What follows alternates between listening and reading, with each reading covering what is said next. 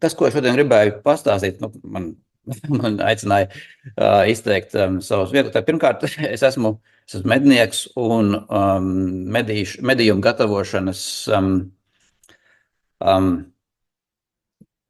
entuziasts, vai pat varētu teikt pārņemts ar to, kad gatavot medījumu. Es par mednieku kļuvu primāri tikai tā iemesla pēc, ka man gribējās, lai man mājās būtu veselīgā medījuma gaļa un lai es varētu viņu gatavot.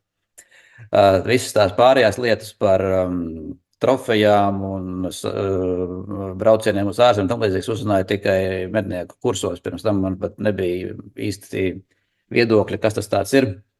Un ja man kāds teica, kaut ko runāja par kādiem zelta vai sudraba ragiem, es vispār nesaprotu, par ko viņš runāja. Es domāju, ka tā ir kaut kāda juvelieru izstrādājuma lieta, ko kabina, nezinu, ap kaklu vai pie rokas vai tam līdzīgi.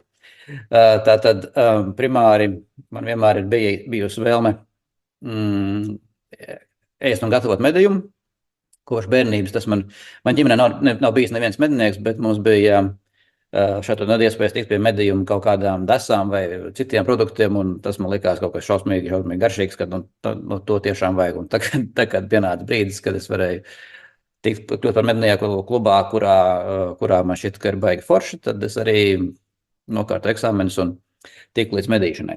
Lūk, un šajā sakarā, kopš es medīju, es esmu izmēģinājis visādas receptes un veidus, kā pagatavot, un mans pamatprincips ir tāds, ka 90% gadījumu, ja to var nomedīt, tad to var arī apēst. Un, manuprāt, medības primāri ir veselīgas pārtikas iegūšanas process savai ģimenei, pēc tam, protams, ka nāk arī būšana dabā, būšana harmonijā ar sevi, vērot saulrietus, dzīvniekus, visu pārējo. Un kaut kad vēlāk nāk beigās arī, protams, skaistās trofejas, ko var likt pie sienas, kurām braukt uz izstādēm. Es nesaku, ka medaļotiem ragiem nav nekādas vērtības. Man pašam arī tādi visādi ir mājās, un es redzu uz izstādēm. Tā kā tas, protams, ka nāk līdzi, bet primāri, manuprāt, ka medniekam ir jāsaprot, ka tas, ko viņš nomedīs, kaut kādā veidā tiks apēsts. Ja arī viņš pats viņu neēdīs un negatavos, jo ne jau visi ir gatavotāji, ne visiem tas ir tāds aizraušanās to darīt, ir jāsaprot, ka tik un tā kādam cilvēkam to vajadzētu gatavot. Pat jūs esat aizbraukuši uz dārgām medībām ārzemēs, Āfrikā vai vēl kaut kur, un pa bargiem rubļiem nomedījāt kaut kādu dīvainu dzīvnieku ar jocīgiem ragiem, kas saucās jums nesaprotamā veidā. Tik un tā, pat ja jums nav iespējas atvest to visu lielo loku uz mājām, tik un tā viņš tiks kaut kāda veidā apēsts. Viņš tiks atdos vietējai kopienai vai kam un kāds to gatavos. Līdz ar to, pirms veikt šāvienu pa medījumu, ir jādomā nevis par to, kā kaut kādā veidā viņam kaut kur pa kaut kurieni trāpīt, bet kā to trāpījumu veikt pēc iespējas akurātāk, lai dzīvnieks pēc iespējas ātrāk kristu un lai būtu pēc iespējas mazāk gaļas bojājumu. Tas tā ļoti skaisti un skaļi skan. Protams, ka dzīvē visi, kas ir mednieks, paši zina, ka nevienmēr tas tā izdodas un iešoja valnas, viņi zina kur. Un tad nākās ar tām sakām sadzīvot, bet tik un tā, tas medījuma, cieņa pret medījumu ir tas, ka jūs viņu patērējat uzturā. Vai, ja teiksim, tas ir kažoks vērsts, jūs uztaisat no viņa, nezinu, cepurīti, ja? Kažoks vērts mums Latvijā baigi daudz nav, tā būs tur labs ienesuns un varbūt vēl pāris kaut kādi mazie plēsoņas, kurus visticamāk, ka neviens neēdīs, vismaz, ja nebūs bats, ja? Bet ja būs bats, tik un tā apēdīs, bet vispārējo, manuprāt, ir jāspēj kaut kādā veidā pagatavot. Un tie stāsti par to, ka medījums ir sīksts, sauss, ciets, ar piegaršām un visu pārējo, manuprāt, ka tie ir tādi pašu izdomāti mīti, kurus cilvēki kultivē paši sevi uzkurinot. Ja? Protams, ka es neapgalvošu, ka baura būlim ir aromāts pēc ceriņiem un ka viņš ir ļoti skaists un glīts. un visādi citādi, bet tas nenozīmē, ka viņš nav patērējams pārtikā. Tāpatās viņu var noturēt 2-3 nedēļas dzēsētavā ap 0 grādiem, un viss šis testosteronas trāns mierīgi iziet ārā, un jūs no viņa varat gatavot pilnīgi jebkuru ēdienu, un viss būs kārtībā. Un tieši tāpatās, ka ir visādi mazie medījumi, kurus es bieži dzirdējis, ka nevarēs to, nevarēs šo, nevarēs vēl kaut ko, ka nezinu, zaķis nevēdams, pīle nevēdama, tur āpsis nevēdams, bebras nevēdams. Manuprāt, tas viss ir nieki, jo visi šie medījumi ir kaut kādā veidā pagatavojami, un ja jūs viņus labi gatavojat, tad viņi arī ir pat ļoti garšīgi. Piemēram, āpsis sautētā veidā stikla burciņās mums pagājuši gadu aizgāja uz urā. Principā es pats apēdu kādu 2 burciņus no visu tā āpšu, vispārējās izķēra cilvēki, kam es vienkārši iedevu pagaršot. Lūk, tātad tas būtu īsumā par to ievadu, kāpēc es ar to aizraujos. Un tagad, ja mēs aizejam pie medījuma kā tāda, tad mans stāsts šeit ir par to, ko visu no viena medījuma var pagatavot un kādā veidā es skatos uz nomedīto dzīvnieku tajā brīdī, kad viņš ir jau nomedīts un tad tiek domāts par viņa pārstrādi. Ja, protams, nav situācija, kurā ir nolemts, ka viņu visu sūtīs pārstrādāt vienā vai otrā veidā un tiks pagatavots tur, nezinu, pelmeņi vai desas vai čebureki vai kaut kas cits, ko iedalīs uz 20 klubu biedriem. Tad, bet ja tas ir tāds medījums, kurš ir man individuāli vai starp 2, 3, 4 cilvēkiem dalāms, tad es uz viņu skatos kā uz gaļas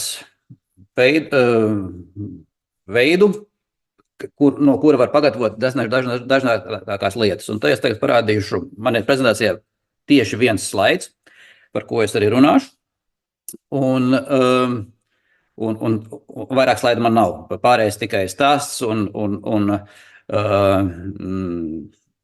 mana pieredze vai jūsu jautājumi vai citas lietas. Tātad sāksim ar manu slaidu. Lūk, manā uztverē ētisks šāviens ir ne tikai tāds, kurš pēc iespējas ātrāk dzīvnieku nomedī un viņam nav šo ciešanu, ka viņš vairākas stundas vai pat dienas vai pat vēl ilgāk mocās ar to savainojumu vietu, bet arī, ka ētisks šāviens, manuprāt, ir tāds, kurš sabojā pēc iespējas mazāk šo ļoti vērtīgo gaļu. Un šeit pie teikuma ļoti vērtīgā gaļa es gribētu vērst uzmanību to cilvēku, mednieku uzmanību un lūgt aizdomāties par to, cik īstenībā vērtīgi un dārgi mēs ikdienā ēdam. Ir Latvijā ļoti daudz cilvēku, kuriem medījuma gaļa ir kaut kas ļoti ekskluzīvs, mums viņa ir pieejama praktiski ikdienā. Vismaz mūsu māja viņa ir tiešām katru dienu. Mēs veikalā gaļu nepērkam, izņemot varbūt kādreiz kādu vistu vai trusi vai jēru, kurus ir diezgan grūti nomedīt, jo medījot jērus, parasti fermeri ļoti sāk kašķēties, un tas pats attiec uz vistām, līdz ar to labāk nopirkt ir no zemniekiem biosaimniecībās, bet tā ikdienā mums prasāk ir medījuma gaļa. Un tātad par to gaļas vērtību, tā kā man ir arī medījuma gaļas uzņēmums, tad mēs iepērkam sezonas laikā diezgan daudz briežus, lai mums būtu gaļa, ko mēs varam nodrošināt visu gada garumā, jo mūsu klienti, kas pērk mūsu gala produkciju, ir nevis mednieki, kuriem jau ir pilna saldētava ar gaļas gabaliem, bet gan tie cilvēki, kuriem nav pieejams tiešais pieejas mediju produkcijai un kas šo te produkciju iegādājās kā kaut ko foršu, dārgu, veselīgu, garšīgu, specifisku, interesantu. Lūk, un lai būtu medniekiem, kas varbūt nav aizdomājušies priekšstats par to, cik šī gaļa izmaksā, tad man, lai pēc tam, kad es iepircis briedi un pēc tam, kad mēs esam viņu apstrādājuši, saņēmuši visas vajadzīgās PVD atļaujas un vispārējo, un viņš ir smuki safasēts, vakuma maisiņos sasaldēts, kastēs, ielikts lielajā saldētavā stāv uz paletēm. Tad visnevērtīgākā gaļa, kas šajā bildē būtu, piemēram, kakla atgriezumi, ja, tātad tas, ko var tikai samalt, viņam izmaksā starp 5 un 7 eiro kilogramā. Bez PVN. Lūk, ja man ir paveicies, tad varbūt viņi izmaksā 4,5 eiro, bet tuvāk jau ir pie tiem 5 un 6 eiro, dažreiz arī pat 7 eiro. Un ja mēs skatāmies visām šīm te pārējām lietām, tad tur izmaksas ir vēl cik daudz lielākas. Un tad, tā kā medniekiem šīs manti pieejami ļoti daudz, jūs varat ļoti labi sev sist uz pleciem, cik jūs esat veselīgi un forši cilvēki, un kā jūs protat ļoti vērtīgi ikdienā ar ģimeni pusdienot un patērēt pārtikā ļoti, ļoti labas lietas. Un tagad pie šīs te bildes. Tātad man pašam ļoti patīk gaidas medības, jo tas dzīvnieks ir mierīgāks un ir iespējams veikt šāvienu precīzāk. Protams, ka ne jau vienmēr iznāk precīzi. Visi mednieki jau zina, ka mēs tēmējam ideāli un ešojam pilnīgi citur, jo dzīvnieks pagriežas vai vējš uzpūš vai nezinu, kaut kas vēl gadās, iespīt saule acīs vai tam līdzīgi. Bet parasti es mēģinu veikt šāvienu aiz lāpstiņas, tā, lai šāviens ietu cauri ribām, neķerot nedz muguru kaulu, nedz muguras karbonādi, nedz lāpstiņu un arī, protams, netrāpot iekšā puņģī. Tātad šāviens ir apmēram 1/3 no dzīvnieka no priekša skatoties. Un, ja šādi ideāli izdodas, tad viss šāviena zudums, šāviena rezultātā radušais gaļas zudums ir katrā pusē 2 salauztas ribas, varbūt 3, ja ir lode atvērusies plašāk nekā mēs gribētu. Nu, un ir sabojāti brieža gadījumā, tur varbūt 300 grami gaļas, ko nāks izmest ārā hematomās. Jā, varbūt kādreiz sašautas arī aknas, kādreiz sašaut arī sirds, kura arī ir patērējams produkts, bet tomēr tas zudums ir krietni mazāks. Un viss tas pārējais, kas mums ir pieejams, ir saglabājies. Nu, un tagad, ja es skatos uz šo te dzīvnieku, tikai nevajag domāt, ka man karabīnas optikā ir iezīmēts dzīvnieka mērķis ar gaļas gabaliņiem, kuras var redzēt, kā mēs tagad smuki viņus tūlīt apēdīsim, bet tīri no tā, ko visu var izdarīt no viena dzīvnieka, ir šajā bildē diezgan skaidri parādīts, bet man ir vēl pat papildinājumi, ko es tūlīt izstāstīšu. Tātad, ja plāns nav visu samalt viendabīgā masā un pagatavot kaut ko no maltās gaļas, kas būtu tā kā, nezinu, tur pelmeņi vai desas vai kas cits, kas maļās, tad es vienmēr medniekiem iesaku, ja arī viņi ved pie manīm dzīvnieku, lai kaut ko pagatavot viņiem pašpatēriņam. Es vienmēr saku, ja jūs gribat kaut ko foršu, tad vediet man viņu nekaulotu, jo tad mēs nokaulosim un izdalīsim tos gaļas gabalus ārā tādus, kādus maksimāli var izstiept no viņa ārā, lai būtu pēc iespējas vairāk labuma no šī te viena konkrētā medījuma. Visi ļoti labi zina karbonādes. Tā ir lieta, ko vairums mednieku tomēr zina, ka tas ir baigi forši. Un tās bieži vien tiek izgrieztas ārā un paņemtas, un nav droši vien nekas foršāks steikam par karbonādi, ja neskaita vēl filējas pašas par sevi, vienkārši karbonāds lielāks, un tur tas steika ir daudz vairāk, un tas ir sulīgs un labs, bet, protams, pie nosacījuma, ja viņš tiek rūpīgi notīrīts, tiek noņemts visas baltās plēves, visas cīpslas, visi tauciņi un atstāts tikai konkrēts sarkans gaļas gabals. Iešaujot mugurkaulā, tiek bojāta daļa karbonādes, kas ir ļoti, ļoti vērtīga daļa. Iešaujot bišķi virs kuņģiem, prasakot kaut kur dzīvnieku aizmugurdaļā, tiek vai nu sabojāts sašauts kuņģis, kas sabojā kaut ko gaļu iekšā, vai tiek sabojātas visvērtīgākās lietas, kas ir filejus, saucamie zaķīši, ko visi zina. Un tad to arī visi ļoti labi zina, ka šīs karbonātas filejas tās vislabākās lietas. Bet ja mēs tagad ejam tālāk, tad es vēlētos vērst uzmanību uz to, kas šai bildē ir front shank un rear shank, jeb tātad priekškājas un pakaļkājas lejas daļa. Tātad no pirmās locītavas līdz otrai uz augšu skatoties. Ja? Šīs ir tādas daļas, kuras man ļoti patīk. Es viņas vienmēr saglabāju. No viņām tiek sagrieztas tādas ripiņas, kā šai bildē redzams, kas saucās osobuko.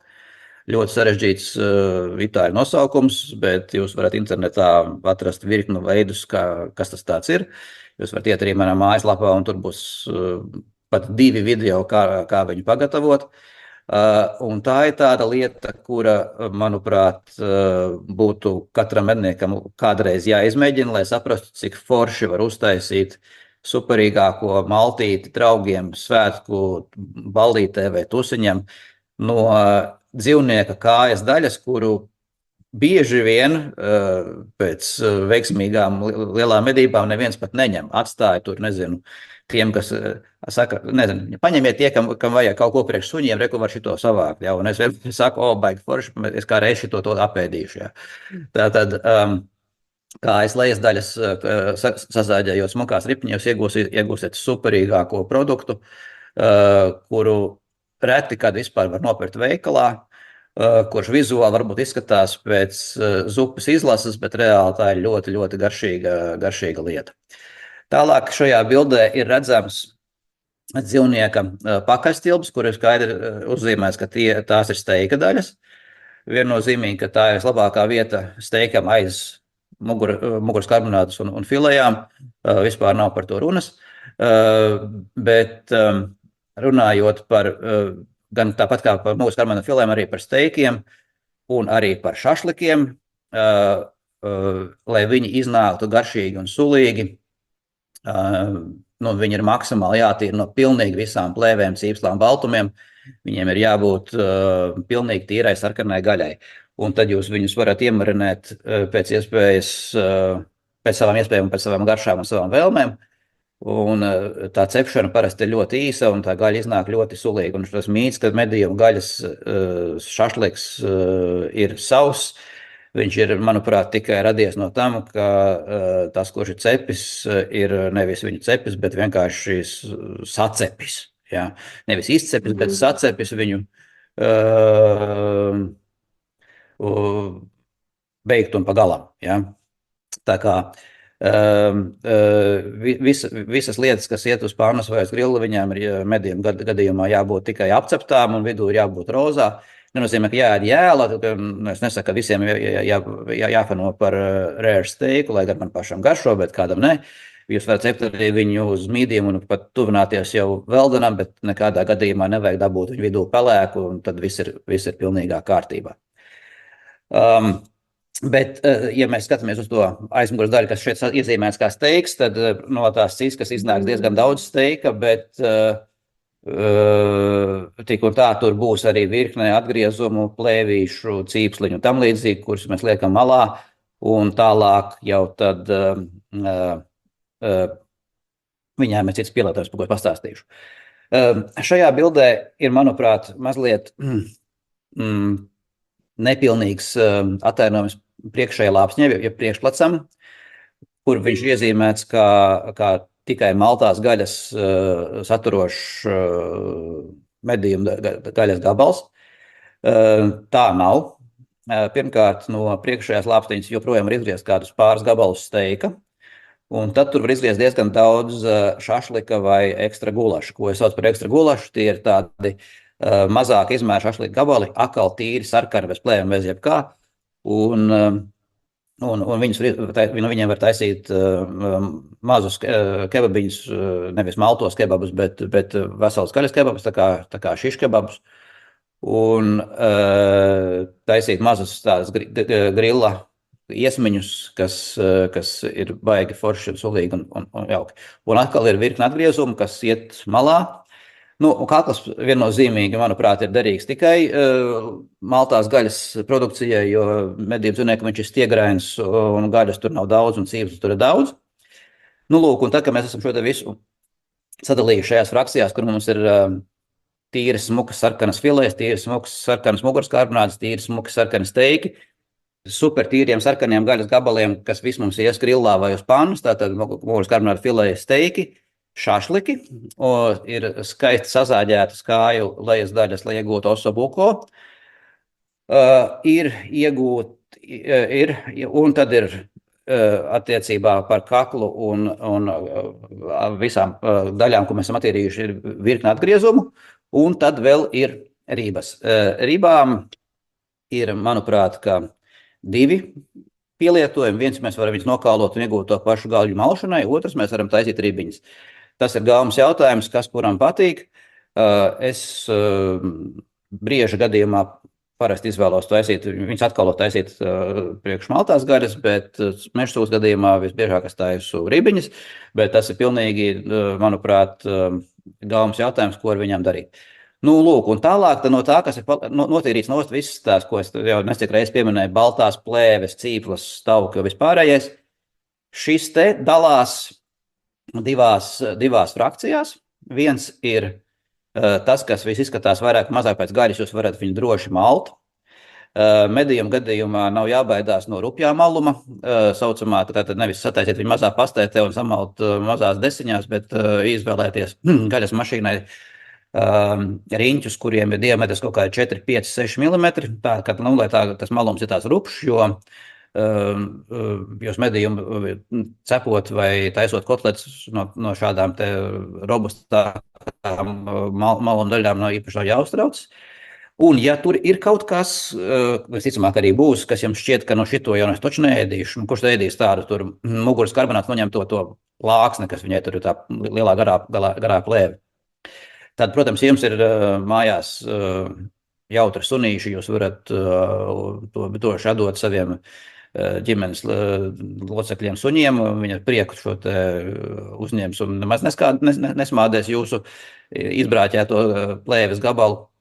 Ja jums šo sunīšu nav, tad arī to nevajag steigties mest ārā, tāpēc, ka visu, kas šeit ir palicis pāri, tai skaitā arī pilnīgi visi kauli, vismaz mēs parasti sazāģējam mazos gabalos un vāram. Vāram mēs buljonu, kurā mēs arī sametam iekšā visu to, kas ir palicis pāri, tāds, ko es domāju, ka maļot viņš tik un tā paliks stiegrains un viņa nav jēgas. Un vāram mēs to diezgan ilgi, stundas, 3-4 tiek buljons vārīts, un parasti pēc buljona vārīšanas viņš tiek atstāts zem vāka, uz izslēgtas plītes vēl visu nakti. Tātad tas katls, viņš ir parasti mums liels, un viņš dziest ļoti lēni, un šis te gaļas virums, kaulu virums, viņš turpina sutināties vēl vairākas stundas, principā līdz rītam viņš joprojām veidojās. Un tad, kad tas rīts ir klāt, tad mums ir diezgan liels daudzums ļoti sulīga, bieza, gaļu saturoša buljona, tāda tiešām tumīga, masīva buljona. Un visus kaulus un šos te gaļas atgriezumus, kurus mēs negribējām malt priekš sevis, priekš kotletēm vai, nezinu, čilī con carne vai maltiem kebabiem vai burgeriem vai tam līdzīgi, mēs viņus tik un tā nokasam no kauliem nost, un tad jau, kad viņi ir riktīgi izstāvējuši šo visu nakti karstumā un kļuvuši galīgi mīksti, viņus var droši izmalt caur smalkā maluma riņķiem, piemaļot klāt vārītu olu, kas ir galvens jautājums, un pieliekot garšvielas, un iegūt baigi labo masu priekš pildītām pankūkām. Un te ir atkal viena lieta, viens pusmīts vai tam līdzīgi, ko bieži vien mednieki neiedomājās, cik ļoti daudz gaļas ir vēl tajā visā kaulu kaudzē, kuru mēs uzskatām par pilnīgi nokaulotu.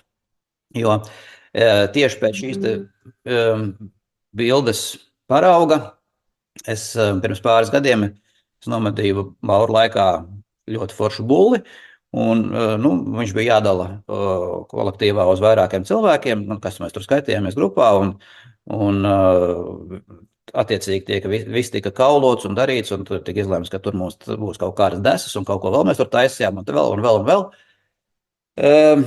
Un beigās palika šie kauli pāri, un es, protams, ka nosvēru arī, cik tur bija gaļas visam pārējiem, bet tas nav būtiski, bet man bija viens bulis un viena buļļa kauli. Un es tā kā domāju, ka es jau esmu baigi labais kaulotājs. Nu, jau pirmo reizi kauloju, un jau cik gadus mēs ar to strādājam. Un vai te es nemācēšu nokaulot tā, ka viņš ir tīrs, bet mums kaut kādas tur ķeskas paliek klāt pie tiem kauliem. Un es šī te viena buļļa kaulus novārīju atsevišķi, lai nosvērtu, kas man tur beigās sanāks. Tad, lūk, no viena buļļa tīri nokaulotiem kauliem man pašam sanāca 15 kg pildīto pankūku. Kas, manuprāt, nebūtu nav maz, zinot to, ka kauli bieži vien tiek vispār izmesti mežā un atdot lapsām, jūs, principā, aizmet projām maltīti savai ģimenei uz pāris dienām, jo 15 kg pankūks nevar apēst vienā reizē, tas ir tiešām daudz. Nu, lūk, un tad, attiecīgi, kad mēs skatāmies visu šo, ko es tajā bildē redzat, tad, kad es to medīju priekš sevis, es tieši šādā veidā arī to gaļu sagatavoju, salieku vakumā un glabāju. Un ja man ir laiks, tad es sagatavoju kaut kādas nosacīti sagataves, un man jau stāv sagatavoti burgeri, sagatavoti kāpos tīteņi, sagatavotas pankūkas, sagatavoti iemarinēti šašliki un steiki. Un zinot, cik mūsdienās cilvēki visi ir parasti aizņemti un ir 101 lieta, ko darīt, tad, lai vakariņās pagatavot ģimenei kaut ko ātri, forši un garšīgu, man atliek vienkārši pusdienas laiku izņemt no saldētavas vai no rīta, ja es neesmu pa dienu mājās, vai no rīta izņemt no saldētavas konkrēti sagatavotu produktu, vakarā es nāku mājās, man pusstundas laikā ir gatavas vakariņas. Jo sagatavot kāpos tītenis cepās minūtes 20 vai ne, un es pieliekam klāt salātus un viss ir gatavs. Un tādējādi jums ir nevis vienkārši saldētava, kur ir piebāzta ar maisiņiem, kuros ir kaut kādi gaļas gabali. Jums ir saldētava, kur ir smuki vakumā salikti produkti, kur ir vai nu jēlā gaļa, kur jūs glabājat ar domu, ka jūs viņu kaut kad gatavosiet kā kaut kādu speciālu lietu, vai jums ir pusgatava kotletes, burgeri kotletes, tīteņi, pankūkas, pildītas paprikas, lazaņas un tam līdzīgas lietas, kuras vienkārši stāv sasaldētas, lai to ar domu, ka atnāks bērni no skolas, būs stress, kaut kas tur kaut ko nebūs izdarījis, kaut ko būs ievārījis, kamēr visiem tiks galā, kamēr pierunās izpildīt mājas darbus un kāds vēl aizies uz treniņu vai vēl kaut kur, tikmēr par to starp jums hops un pusdienas gatavs. Pie nosacījuma, ja jūs bijāt iedomājušies, ka dienas pirmajā pusē, ka jums vakarā gribēsies ēst, un es izņēmuši viņu no saldētavas.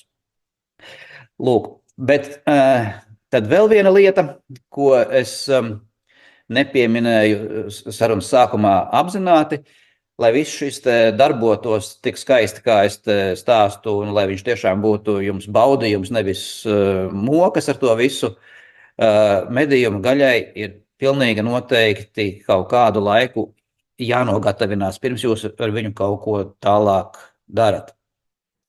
Ideālā situācijā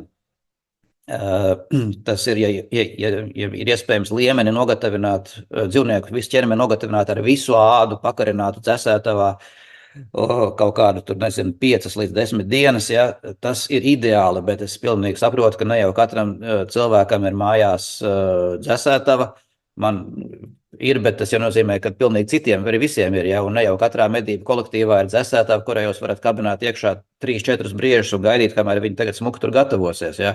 Tā ir tāda bišķi, utopiska doma tagad visiem stāstīt, ka tā būtu jādara, bet pat, ja jums šādas iespējas nav un dzesētavas nav, medību gaļu var pilnīgi mierīgi nogatavināt leduskapī, jūs vienkārši ielieciet viņu leduskapī, uzmaniet, lai viņi nestāv slapjumā, tātad, asinis, lai viņi nepeld asinīs, un ļaujiet tur viņai kaut kādas dienas pastāvēt. Labi, leduskapī gaļa, kas ir, protams, nodīrāta, viņa nevarēs tur stāvēt 2 nedēļas, jo tad viņa tiešām kļūs jums acī un nāsī netīkama, bet vismaz kaut kādas 4-5 dienas taču paturiet, lai viņa mazliet nomierinās, lai visas liekās sulas iztek ārā, lai audi sāk plīst un dalīties un gaļa kļūst mīksta. Un ja tas tiek ievērots, tad mīti par sauso un cieto medījumu gaļu izplēnēs kā nebijuši, jo Man nav bijis, godīgi sakot, pieredzes, ka es būtu ticis pie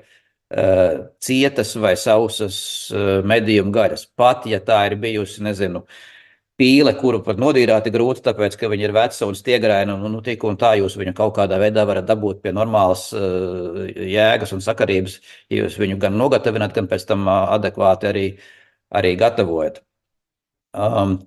Līdz ar, tā kā, es domāju, šajā gadījumā tur vispār, ar medījumu nekāda steiga nekad neatmaksājas. Tieši tāpatās kā sasteigts šāviens nekam nedara. Tieši tāpatās kā sasteigta asinspēdas meklēšana momentā pēc šāviena nekam nedara. Tieši tāpatās arī medījuma ēšana uzreiz pēc nudienas arī nekam nedara. Izņemot zaķīšus, kas ir mīksti paši par sevi, tos var taisīt uzreiz, bet visas pārējās lietas tomēr vajadzētu kaut kādu laiku atpūtināt. Tas, kā es teicu, nav grūti, tur izdēt leduskapī.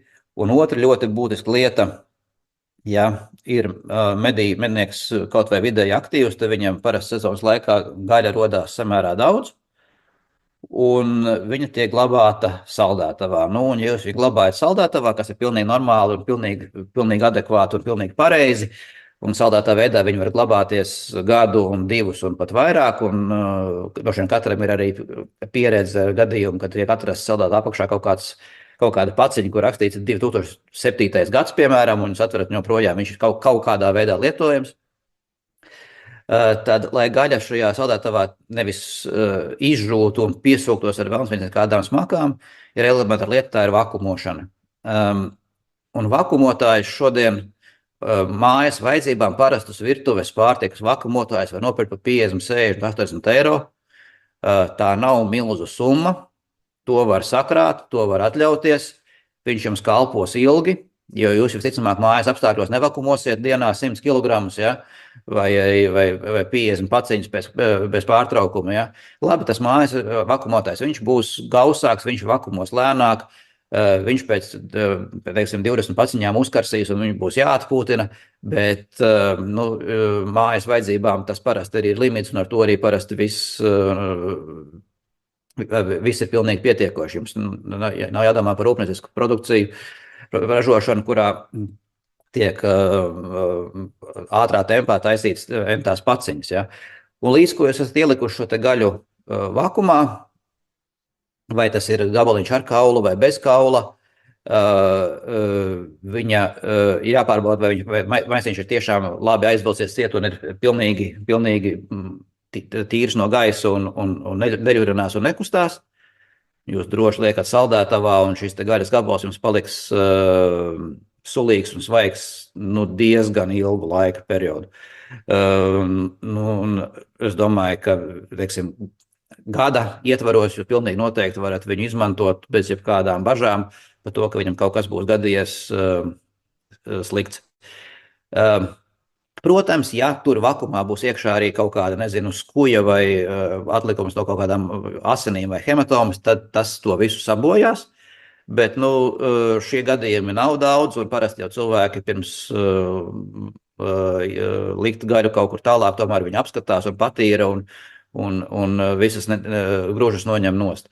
Es nekad nevakumoju vienkārši dzinēju medībās iegūtu ciskas gabalu tādu, kāds ir bladāts vakumā iekšā un saldētā prom. Es vienmēr veltu to nelielo laiku, lai viņu notīrītu, atplēvotu, atzīslotu un nogrieztu to,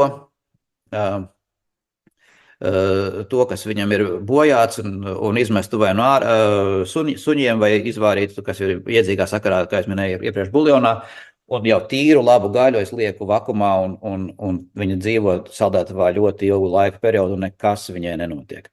Tāpatās es te pieminēju šos te osobuko gabalus, kur tiek kājas agrieztas šķērsām ripiņās. To nevar izdarīt ar nāzi.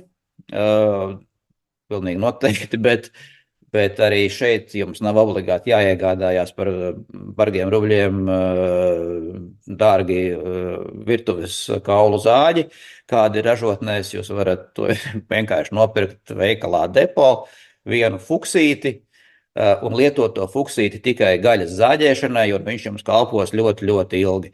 Un ja viņš beidz kalpot, jūs aiziet uz depo un ļoti nedaudziem eiro nopērciet nākamo fuksīti. Tikai nevajadzētu ar to fuksīti pēc tam zāģēt saturnējušus kokus un nezinu, gumijas rores un plasmasas kanalizācijas caurules. Vienkārši glabājiet to vienu fuksīti atsevišķi virtuvē, piemēram, vai pagrabā, vai garāžā, kur nu katram iespējas, bet ar vienu pilotojumu, ka viņš ir tikai pārtikai. Tad jūs ar viņu zāģējat kaulus, kad jūs vēlaties no šiem gabaliem kaut ko iegūt. Un tieši tāpat jūs varat sadzēt ne tikai kājas lēzdēs, varat sadzēt arī, piemēram, stilbu šķērsgriezumā, un jums būs superīgākie cepešu gabali. Attiecībā par lielāku gaļas gabalu zāģēšanu ir tā, ka gaļu jūs apgriežat ar filējas nāzi paši par sevi un zāģējat tikai to kaulu, jo ar zāģējot gaļu viņi tiek saplūkāti, bet tas nav vajadzīgs, vienkārši pārzāģējat šo te kaulu. Un tādā veidā jūs esat sataisījuši sev virkni produktu sagatavojuši, kas jums ir vairāk laika weekendā, jūs varat gatavot stundas 3-4, jūs ņemat ārā cepešu gabalu vai oso loko un taisat to, kuram, kā es teicu, mūsu mājaslapā ir daži video, kā to darīt. Ja jums ir maz laika, jūs izraujat no saldētavas zibenīgi, nezinu, jau iepriekš sagatavotas kotletes, un ja jūs esat aizmirsuši to izdarīt pa dienu, iemetiet viņas augstā ūdenī, lai tāpēc, ka pēc pusstundas ir jācep, viņas atlaižās, metat uz pannas, un viss ir gatavs, un ātrās vakariņas ir uztaisīts. Nu, lūk, tas tā ātrā skrējienā būtu par manu gaļas uztveri un pieredzi un izpratni. Un kāpēc arī pieminēju tik daudz visās tās pusgatavās receptes? Man bērnībā, kā es teicu, pirmkārt ļoti garšiem ēdiem gaļu, bet mums arī mājās bija tāds princips, ka ēdienu ārā mēs nedrīkst. Lai kāds viņš būtu, viņu ārā mēs nedrīkst. Viņam ir jāatrod pielietojums. Protams, ja viņš ir sapuvis un bēg prom no galda, tad, protams, ka viņš nav ēdams, bet ja viņš tomēr ir ēdiens, tad viņu ārā mēs nedrīkst. Viņš ir kaut kādā veidā jāpagatavo. Un arī mūsu uzņēmumā visas receptes, ko mēs taisam, 90% no viņām ir no mūsu mājas receptēm, kuras ir vai no manas bērnības, vai arī laika gaitā radušās mūsu mājās notestētas, pārbaudītas. Un tad, kad mēs esam viņas saprotuši, ka ir baigi labās, tad mēs liekam arī viņas mūsu uzņēmumā lapā un piedāvājam citiem cilvēkiem. Līdz tātad tas gatavošanas, taisīšanas process man viņš vienmēr ir bijis tuvs. Mēs vienmēr mājās esmu piedalījies, un tāpēc arī viņš ir šādā veidā radies. Un šajā, kā es pieminēju sākumā, es uzskatu, ka tā ir mednieka goda lieta prast kaut kādā veidā liederīgi izmantot jebkuru medījumu. Un liederīgi šai ziņā es domāju, ka vai nu viņš tiek pagatavots un viņš tiek ēsts, vai atsevišķā gadījumā tā ir kažokāda, kuru jūs kaut kādā veidā kaut vai uzliekat sev kabinetā uz krēsla, bet tomēr esat to nomedīto lapsiņu vai kas tas tur ienesuns bijis, tomēr nevis atstājuši mežā, bet atraduši viņam kaut kādu veidu pielietojumu. Jo, ja jums nav pirms jūs veicat šāvienu idejas, ko jūs ar to medījumu darīsiet, tad kāpēc vispār šaut, ja gribās vispār šaut? Var droši braukt uz šaut pa baloniem vai kustīgajiem, nekustīgajiem mērķiem un izlādēties tur, bet dzīvnieks ir pelnījis to, ka viņš tiek, ja viņš ir atdevis savu dzīvību, lai jums būtu jauka, tad jums arī jāsaprot to, ka viņš ir maksimāli jāizlieto.